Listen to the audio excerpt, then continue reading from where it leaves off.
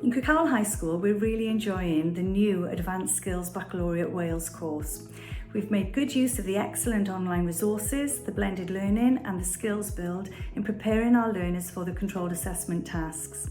We like that the course is linked to the United Nations goals and the Wales Future Generations Act. This is relevant content for our learners. The tasks are really nicely linked so learners can see the flow and they can make connections, and they can also see how they can make a difference with the actions that they take.